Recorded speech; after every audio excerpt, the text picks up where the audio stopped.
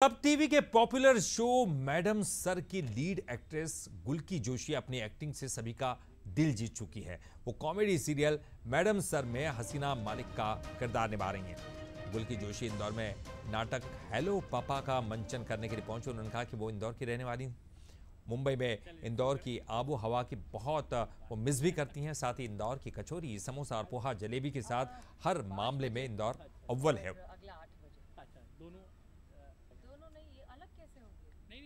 सब टीवी के famous show madam sir की जो मेन किरदार है, मुख्य किरदार इसमें निभा रही हैं हसीना मलिक का गुल्की जोशी जी, वो इस वक्त हमारे साथ मौजूद हैं। गुल्की इंदौर से ताल्लुक़ रखती हैं और एक प्ले के लिए वो इंदौर इस वक्त पहुंची हैं। सीधी बातचीत करेंगे गुल्की से। गुल्की, तो पहले तो welcome to Indore, the cleanest city of India. Yes yes, I am so happy to be here. जी जी। गुल्की जी, हेलो पापा जिस प्ले को आप करने के लिए इंदौर पहुंची है, क्या कुछ है हेलो पापा का थीम और क्या कुछ इसमें जो है वो दर्शकों को देखने को मिलेगा? सो बेसिकली ये पहली बार है लाइफ में कि मैं एक एक्टर से थोड़ा आगे बढ़कर अब एक प्रोड्यूसर बन रही हूँ। एंड मेरी खुशकिस्मती है कि मेरा जो सबसे पहला प्रोजेक्ट एज अ प्रोड्यूसर है वो एक प्ले है, थिएटर है, जिससे मुझे बहुत प्यार है। और वो उस इंसान के साथ है जो मुझे इस दुनिया में लाए, माई फादर। उन्होंने ये प्ले लिखा भी है, डायरेक्ट भी उन्होंने किया है, मैं इसे प्रोड्यूस कर रही हूँ, मैं इसमें एक्ट भी कर रही हूँ। And the play is basically about 6 बुजुर्ग। ये बेसिकली बुजुर्गों पर है। बुढ़ापा, ये जो शब्द जिससे हम सब डरते हैं, जो हम में से कोई वहाँ पहुँचना नहीं चाहता, ये ज़िंदगी के उस हिस्से के बारे में है। एक बहुत ही सटायरिकल डार्क कॉमेडी है। एंड हर इंसान जो है इससे कुछ ना कुछ रिलेट कर पाएगा। मैडम सर का सीरियल का कैसा जो है ऑफर मिला आपको? जब पहली बार ये ऑफर मिला तो क्या कुछ दिमाग में था? और अब तो छा गई हैं आप हसीना मलिक के तौर पर, हर दिलों पर राज कर रही हैं। क्या कुछ पहला रिएक्शन था आपका और क्या सोचा आपने इस शो को करने से पहले? I think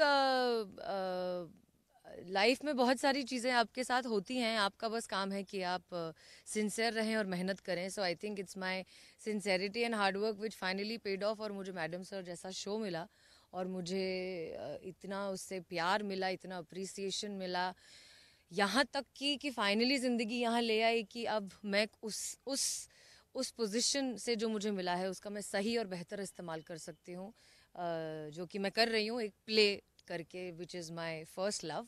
and I am very grateful for that. Indore में आप जन्मी हैं, कितना मिस करती है? अब तो मुंबई है, इंदौर की कौन सी चीज़ें याद आती है मुंबई में, उन्हें आप बड़ा मिस करती हैं? एक तो ये मौसम, ये इतनी अच्छी ठंड जो है बॉम्बे वालों को कभी नसीब नहीं होती है। इंदौर का खाना, पोहा जलेबी कचौरियाँ, वो सब। बट लकीली क्योंकि मेरी एक्सटेंडेड फैमिली यहीं पर है तो मेरा आना जाना लगा रहता है। एंड जब भी मुझे याद आती है मैं यहाँ आ जाती हूँ। रोल मॉडल किसे आप मानती हैं? क्योंकि पिता तो आपके राइटर हैं ही, हम देख रहे हैं कि उन्हीं का लिखा हुआ शो आप करने जा रही हैं, तो लाइफ में किसे आप रोल मॉडल मानती हैं? और बॉलीवुड इंडस्ट्री में, टीवी इंडस्ट्री में किसे रोल मॉडल मानती हैं? आई थिंक इंडस्ट्री हो, नॉन इंडस्ट्री हो, कुछ भी हो, मैं अपने पेरेंट्स को ही रोल मॉडल मानती हूँ। बिकॉज उन्होंने जिस तरह से मुझे ग्राउंडेड रखा है और जिस तरह से ग्राउंडेड रहकर ऊंचाइयों को छूने की ताकत दी है, I don't think anybody else can do that. हम देखते हैं कि अक्सर जो एक्टर्स होते हैं वो या तो टीवी में या फिर बॉलीवुड में जाने के बाद में रंगमंच को भूल जाते हैं। आप क्या कुछ सोचती हैं, कैसे देखती हैं रंगमंच को, इन प्लेस को? मेरी यही पहल है, this is my contribution to the industry, कि मैं यही बैरियर ब्रेक करना चाहती हूँ कि stage and theatre is not a stepping stone to go towards movies और फिल्म्स।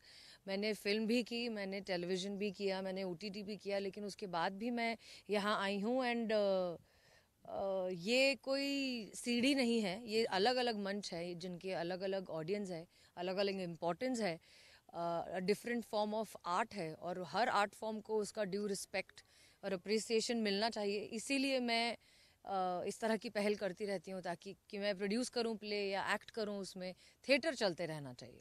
हम इस दौर में वुमेन एम्पावरमेंट की बात भी करते हैं, बॉलीवुड इंडस्ट्री हो, टीवी इंडस्ट्री भी हो, क्या क्या कहाँ पर देखती हैं आप महिलाओं को खास तौर पर इस इंडस्ट्री में? क्योंकि चुनौतियाँ भी है, लोग कहते हैं। आई थिंक हाँ, पर हम यहाँ खड़े होकर ये बात कर रहे हैं, ये इस बात का बहुत बड़ा प्रमाण है कि औरतें क्या कर सकती हैं और क्या नहीं कर सकती हैं। एंड आई थिंक ये फाइनली ये जनरेशन आ गई है, ये वो वक्त आ गया है, ये वो दौर आ गया है where women have understood their power. उन्हें समझ में आ गया है कि हम एक बार सोच लें और ठान लें तो कुछ भी कर सकते हैं, और ये इससे बेहतरीन आई थिंक ज़माना नहीं रहा होगा। चलिए एक आखिरी सवाल है, गुल्की जोशी, ये नाम कुछ डिफरेंट है, इसका मीनिंग क्या? क्योंकि मैंने जब भी किसी से बात की कि गुल्की जोशी से इंटरव्यू करने जा रहा हूँ तो यही कहा गया कि गुल्की, ये नाम आखिर इसका मायने क्या है, मीनिंग क्या है? सो एक्चुअली गुल्की मेरा घर का निक नेम है, और हुआ ये कि लकीली दिस नेम इटसेल्फ जो है वो इतना फेमस हो गया कि मैंने गुल्की ही रहने दिया। और गुल्की का मतलब होता है गिलहरी। हाँ, कोई तो एक लोकल भाषा, एक लोकल डायलेक्ट है जिसमें Gulka and Gulki, male squirrel and female squirrel होता है। I think my parents knew my animal spirit before I did.